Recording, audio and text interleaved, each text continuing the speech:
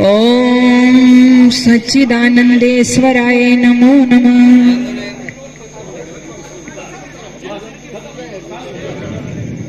सभी के लिए मेरा हाथ जोड़कर नमस्ते जी। और थोड़ा सा हम शांति व्यवस्था कायम रखें, क्योंकि कोई भी आयोजन जो किया जाता है उसको गए और फूल चढ़ाए तस्वीर पर या कुछ भी, आपका ये सब भी शिष्टाचार के अनुसार आपका अनुशासन कैसा है उसके अंतर्गत भी आता है।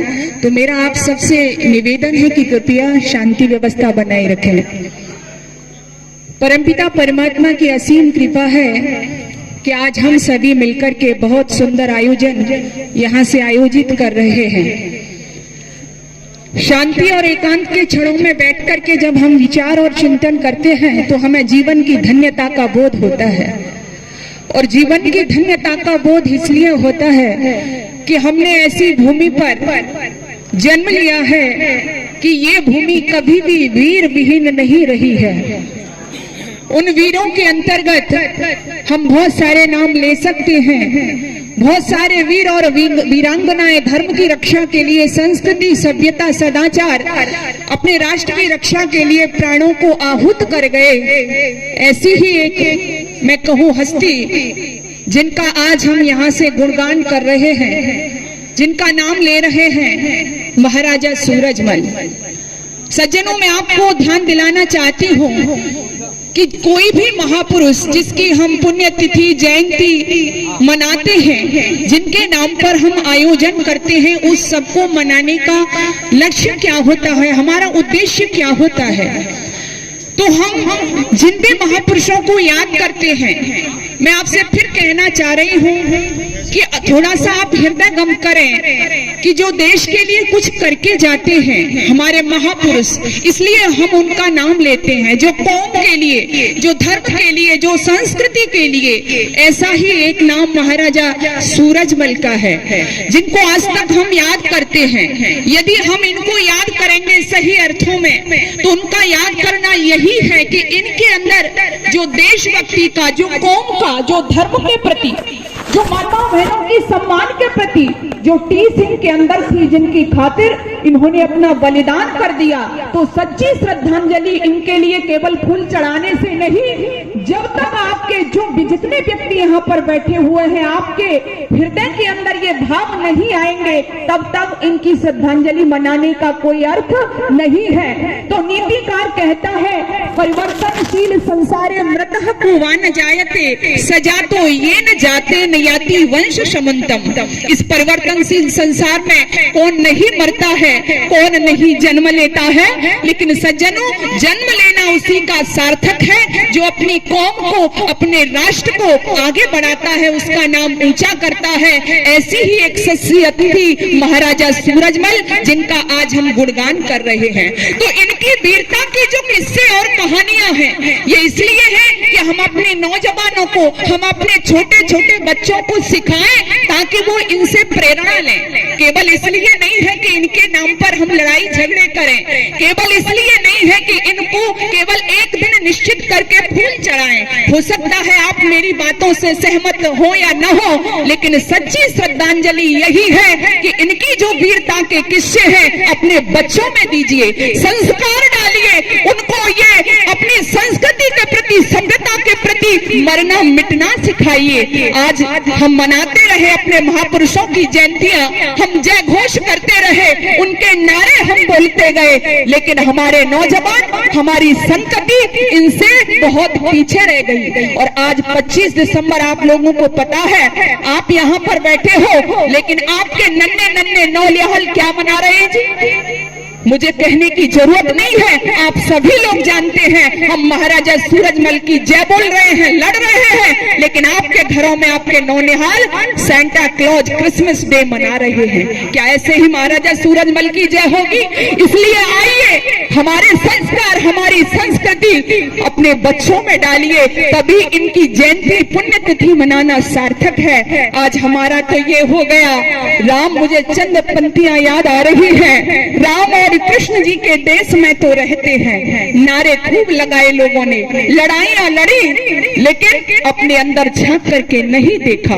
राम और कृष्ण जी के देश में तो रहते हैं, किंतु हम प्रीत की ही रीत भूल बैठे हैं। जिन्हें अपना के हम बने थे जगत गुरु, ऐसे पद छंद और गीत भूल बैठे हैं। पाश्चात्य सभ्यता में ऐसे रंगे भारतीय, आचरण अपना पुनीत भूल बैठे हैं। अरे कैसे हो उजाला, कैसे हो उजाला, अंधकार है तुम्हारी दैन, क्योंकि हम अपना अतीत भूल बैठे हैं, क्योंकि हम अपना अतीत भूल बैठे हैं। आइए हमारा जो अतीत है हम उसको धारण करें, स्मरण करें, तभी ही कोई कौम, क्योंकि एक विदेशी विचारक ने लिखा है कि जो कौम, जो राष्ट्र, जो देश अपनी संस्कृति, अपनी सभ्यता, अपने महापुरुषों को भूल जाता है, वो उसी तरह से है जैसे एक जड़ विहीन वृक्ष।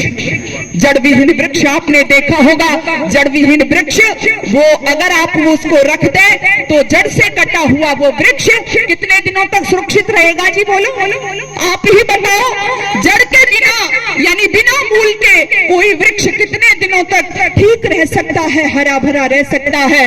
10 दिन, 5 दिन, इससे ज्यादा नहीं। हमारी स्थिति भी वही हो रही है। इसलिए आओ, आज महाराजा सूरजमल की जयंती पर यहाँ पर जब हम आते हैं तो मैं फिर कह रही हूँ कि मेरा ये जोर रहता है कि हम रचनात्मक रूप में कार्य करें। बहुत सारे महापुरुषों की जयंतियां मनाई जाती हैं, कोई भी कौम तभी आगे जाएगी तब हम उनके जो आचरण है उसका हम अनुसरण करें, और हम ही नहीं अपने बच्चों में उनकी ओज की, उनके शौर्य की, उनकी तेज की जो कहानियां हैं उनको सुनाएं। तो फिर सच्चे अर्थों में आप ये समझिए कि आपने महाराजा सूरजमल को जयंती दी है, और कौम भी तभी आगे बढ़ सकती है। इन्होंने एकता की मिसाल कायम की, इन्होंने संस्कृति को संभाला, इन्होंने धर्म को संभाला, लेकिन हम कहां जा रहे हैं? तो आइए मैं एक सूत्र रूप में एक बात कहना चाहती हूँ। निराश होने की जरूरत नहीं है, हमने आशा के भाव ही हमेशा सजोए हैं। हम आज फिर से आगे जा सकते हैं, हमारी शक्ति कहीं खंडित नहीं हुई है।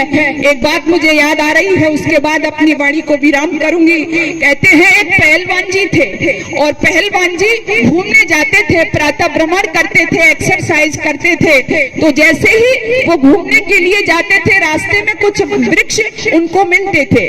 तो जब वृक्ष मिलते थे तो उनसे वो लटकते थे, जूझते थे, तो वृक्ष हिलना शुरू कर देते थे, क्योंकि पहलवान जी थे, बहुत ताकत भी थी शरीर में। लेकिन कुछ समय व्यतीत हुए और उसके बाद में उनका विवाह हो गया।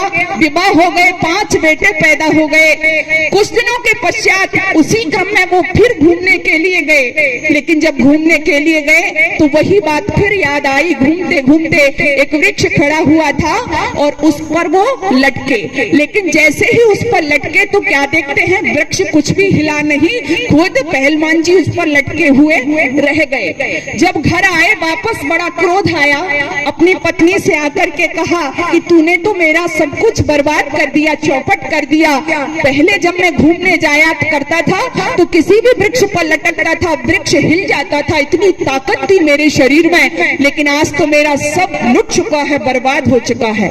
पत्नी मुस्कुराई और कहा कि घबराइए नहीं, तुम्हारे कितने बेटे हैं? 5 पुत्र हैं। 5 पुत्रों को बुलाया और 5 पुत्रों को पहलवान जी के साथ में किया और साथ में करके कहा कि अब जाइए। पहलवान जी 5 पुत्रों को लेकर के जहां पर पहले गए थे, घूमने के लिए जाते थे, जो वृक्ष खड़ा हुआ था वहां पर पहुंच गए, और 5 बेटे और खुद जब उस पेड़ की डाली से लटके तो पेड़ हिला नहीं बल्कि जड़ से ही उखड़ आया। पत्नी ने कहा कि देखा आपने, आपकी ताकत कहीं गई नहीं है, बल्कि आपके 5 पुत्रों में ये बट गई है। ठीक सज्जनों, मैं आपसे भी कहना चाहती हूँ, हमारी भी ताकत कहीं गई नहीं है, बल्कि हमारी जातिवाद, गोत्रवाद, है ना, धर्मवाद, महजबाद में बट गई है। इस सब से ऊपर होकर के हम अपने महापुरुषों से प्रेरणा लें और आगे बढ़े। तो निश्चित ही मुझे चंद लाइनों के साथ वाणी विराम कहूंगी। आप सबने एक उदाहरण देखा होगा,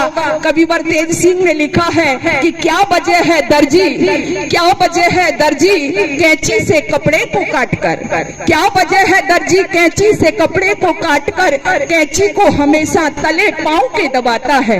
क्या वजह है दर्जी कैंची से कपड़े को काटकर कैंची को हमेशा तले पांव के दबाता है। उसी कटे हुए कपड़े को सुई से फिर सिलकर सुई को हमेशा अपने सर पे लगाता है। इसका मतलब यही है कि कैंची संगठन को दूर करे, सुई का कार्य हमें संगठन सिखाता है। जो कौम कैंची की तरह अपना संगठन घटाएगी वो कौम एक दिन पैरों से कुचली जाएगी, और जो कौम सुई की तरह अपना संगठन बढ़ाएगी, कहे तेज सिंह, वो कौम एक दिन सबके सर पे नजर आएगी। इसलिए आप समझ ही गए होंगे, विवाद से बचें, लड़ाई झगड़े से बचें। कोई भी आयोजन होता है उससे हम प्रेरणा लें, और हम ही नहीं अपने घर में अपने बच्चों को, अपनी संतति को वो सब सिखाएं, संस्कार दें। जब तक चरित्रवान नागरिक पैदा नहीं होंगे श्रेष्ठ समाज का निर्माण नहीं होगा।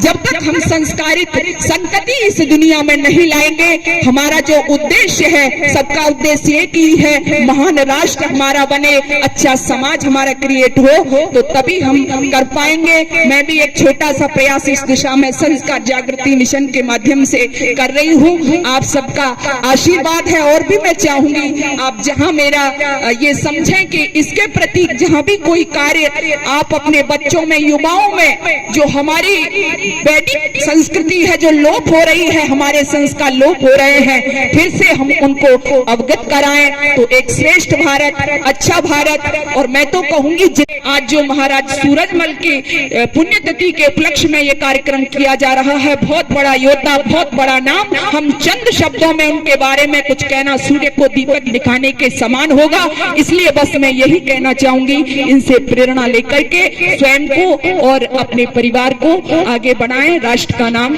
ऊंचा करें। बहुत बहुत आप सभी का धन्यवाद। ओम शांति।